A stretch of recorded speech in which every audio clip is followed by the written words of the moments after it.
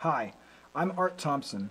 In this video I'd like to demonstrate and share with you some methods that I've come up with for developing jazz independence and coordination on the drum set.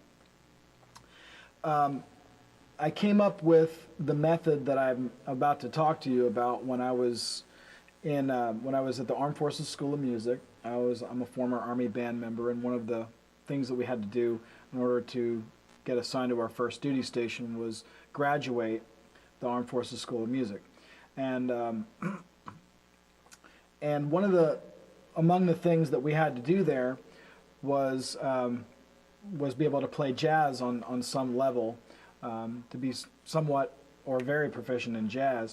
And at the time I was very new to jazz. I was very inexperienced. I'd played in my high school jazz band and stuff, and my band director turned me on to some recordings, and I'd done a lot of listening and a lot of mostly just playing by instinct, but I hadn't really had any formal instruction before the Armed Forces School of Music. So one of the first assignments that I got to practice was out of the Ted Reed syncopation book. They had a whole list of things that you could do with that book. And the very first thing on the list was to play jazz time on the ride cymbal and the hi-hat while keeping quarter notes with the bass drum. That would sound like this.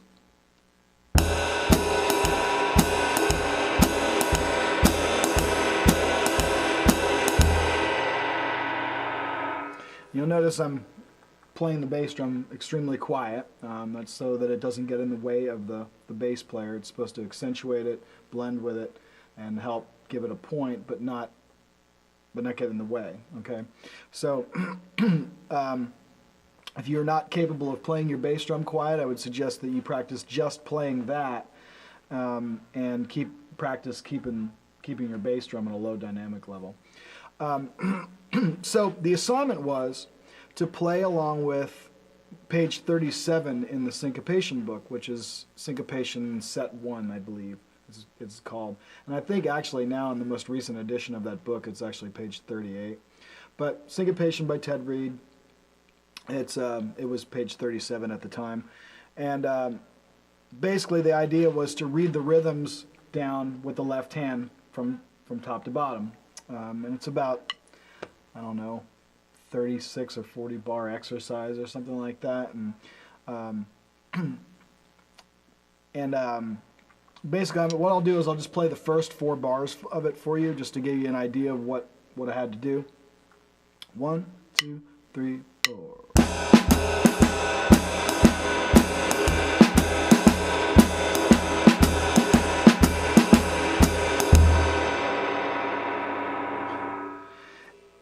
And I couldn't do it. When I first, my instructor demonstrated everything that I was supposed to do, and I totally understood what I was supposed to do, but in the end I couldn't do it. So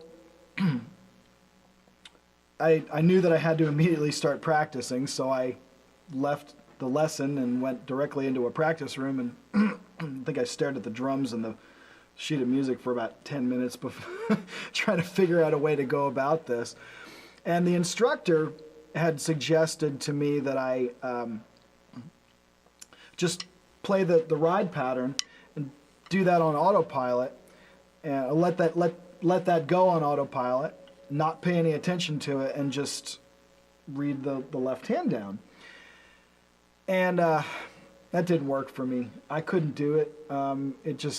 Everything started falling apart. My ride cymbal started, my pattern and my ride cymbal started changing, and he told me not to do that. He instructed me to make sure that stayed the same. So anyway, long story short, I had to come up with an alternate method of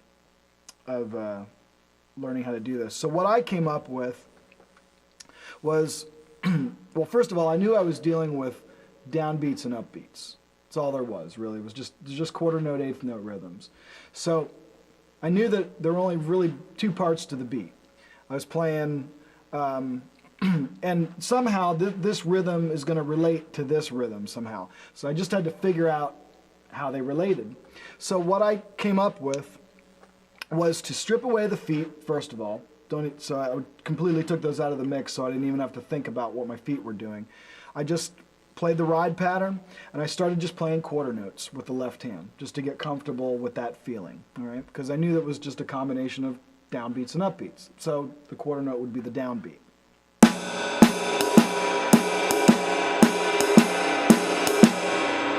Okay? Easy. Not hard to do at all. Then I would add the bass drum.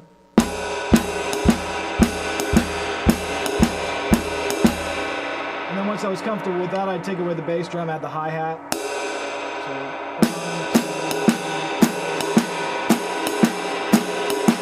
And then once I was comfortable with that, then I'd add the bass drum back into it.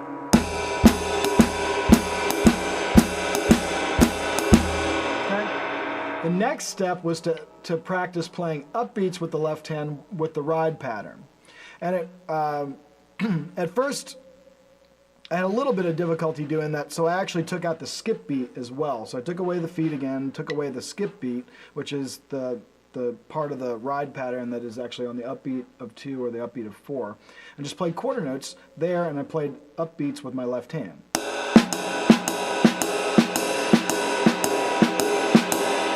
And when I got comfortable with that, then I would add the skip beat.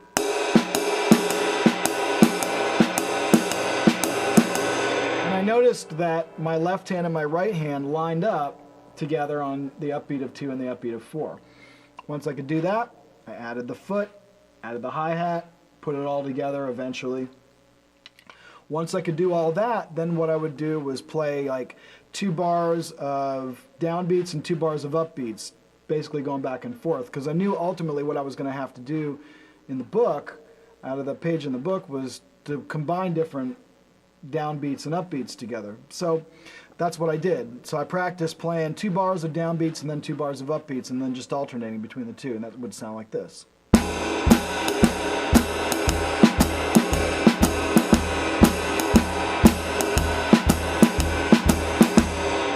And so on. The next step would be to do 1 bar of each.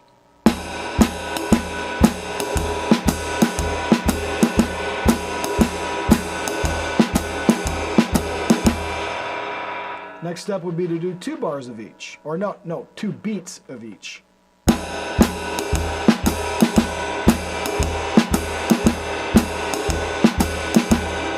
And then you could reverse that and start with the upbeats.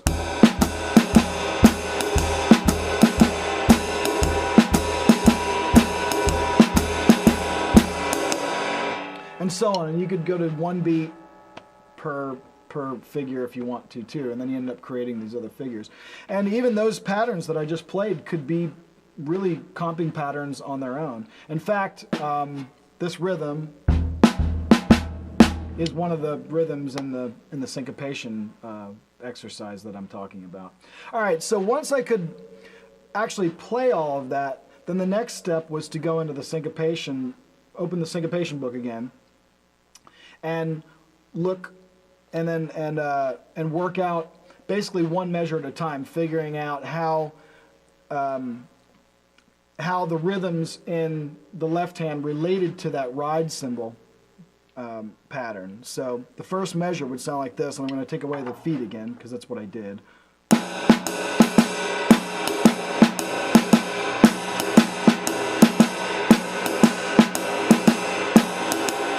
And so on and so forth. So once you're comfortable doing that, then add the next bar. Put those together. Eventually add the feet into all that. 1 foot at a time and then both feet. This may seem like a fairly tedious process, and it may seem like it would take a while too. And it did take a little bit of time, but I don't think it took nearly as much time to do it this way as it would have had I tried the autopilot method and stumbled over myself constantly and tried and made the same mistakes in the same places on the page every single time. So, and I think it would have taken me a whole lot longer to get that together than it would have to be able to play down to be able to get it together by kind of breaking it down like this. long story short, I think it took me maybe a couple of practice sessions to get the whole thing together. And it really didn't take me long at all. So, and you know, some people also might say, well, you know, that's kind of a mechanical way of going about doing it. But yeah, it is mechanical. It is definitely mechanical, but once you get comfortable with the coordination, then you can relax and it won't be so mechanical anymore. It'll start to sound natural. All the great jazz drummers have worked through probably, I'm sure, processes similar to this, and have, I mean, I don't know firsthand, but all the great drummers play this kind of stuff, and it does sound natural, and they do make it sound easy. But I'm sure it didn't at first. I'm sure all this stuff sounded very mechanical when Philly Joe or Elvin or any one of those guys tried to do this kind of thing at first, or even Max when he was first developing this kind of language, because he's kind of the grandfather of it all, you know. So anyway, so good luck with that, and I hope this is helpful to you. Just don't give up. It's, you know, it'll eventually come together, and it'll eventually start to sound natural and feel natural. When it feels natural, it'll start to probably sound natural, and then you can start doing other things with it by adding dynamics and accents and all kinds of other things. Oh, and the other thing that you can do with this too that I forgot to mention is you can add, you can start playing another. The next step to this on that sheet of paper that they gave us was to play all the rhythms with the foot while playing.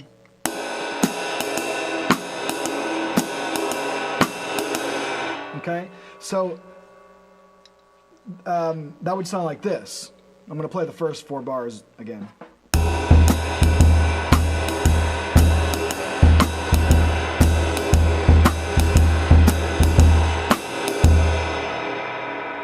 Then what you can do is practice playing the short notes, which would be like 1/8 notes, and then the long notes, which would be pretty much anything that's a quarter note or a tied 1/8 note, on the bass drum. So short notes on the snare, long notes on the bass drum. So that would sound like this.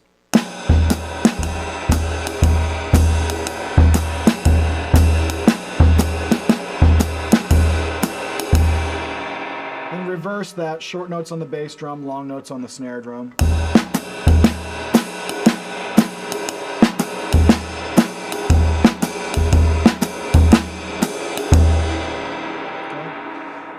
Useful coordination, because if you ever play in a big band or you play in a small jazz combo, you're going to need this kind of vocabulary to comp and to also accentuate horn figures that are being played by other members of the group. This vocabulary can be used not only to do that, to play off of or in between other things that are going on in the band, but also to outline the form of the tune. One of our main goals, aside from keeping time, which is obviously the most important thing, is also to outline the form of the song. So we can use comping and fills and things like that to do that, to accent or to outline the form of the tune. You know, if you've got a 32 bar form that's broken up into eight separate sections, like an AABA form, you can use this kind of vocabulary to outline, to mark the beginning of each 8 bars of the tune, and to mark the top of the tune when you get back to it. So anyway, it's essential stuff for drummers, jazz drummers, to know how to do, and but like I said, it's challenging. So hopefully this method of practicing it will be of some help to you. Thanks for watching, and good luck and happy practicing.